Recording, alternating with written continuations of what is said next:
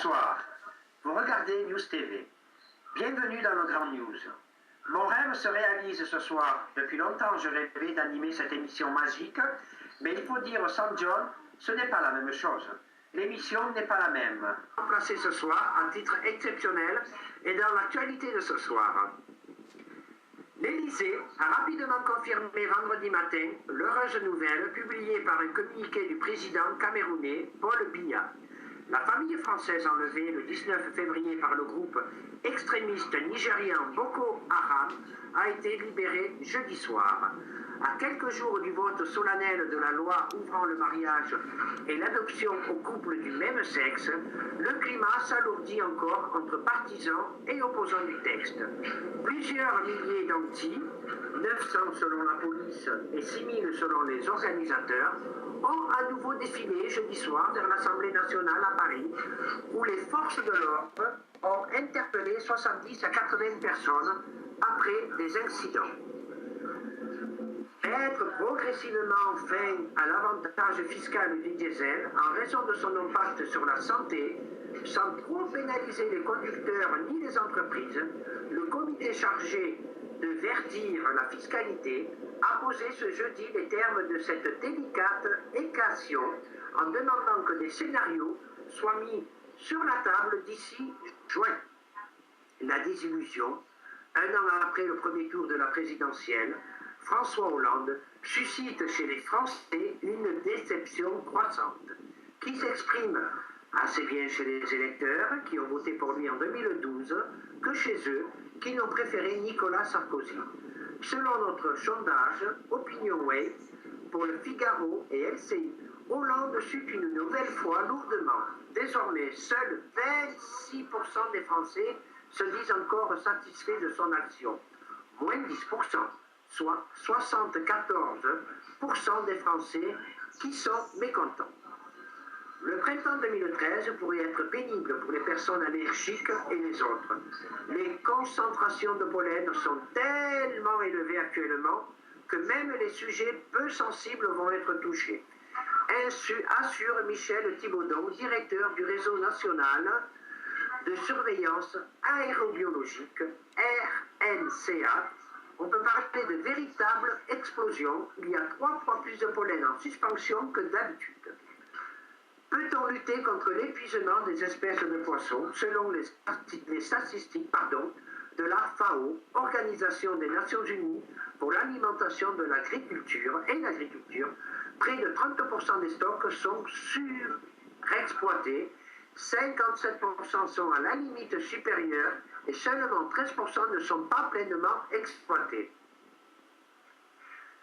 Et voilà, et puis nous quittons l'actualité lourde pour notre douceur, notre star, notre amie, la grande et l'unique Dalida.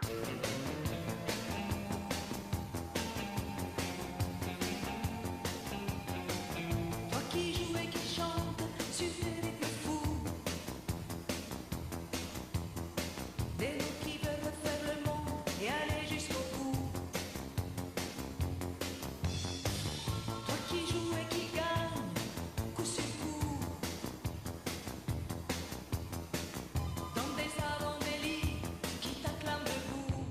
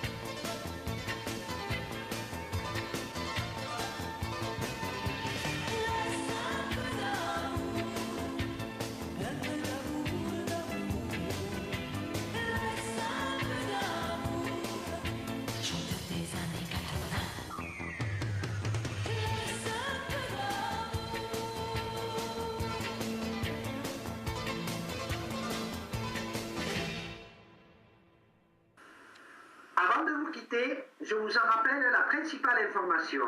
L'Élysée a rapidement confirmé ce matin l'heureuse nouvelle publiée par un communiqué du président camerounais Paul Biya. La famille française enlevée le 19 février par le groupe extrémiste nigérian Boko Haram a été libérée jeudi soir. Merci d'avoir suivi votre magazine d'actualité qui se termine. Merci aux équipes de production, merci aux régies, merci à vous de votre fidélité et bien sûr merci à John pour cette confiance qu'il m'a accordée ce soir-là à titre exceptionnel. Je vous souhaite de passer un excellent et très très bon week-end et une excellente soirée sur News TV et je vous dis à très bientôt et on se retrouve bientôt en tant que chroniqueur. Au revoir.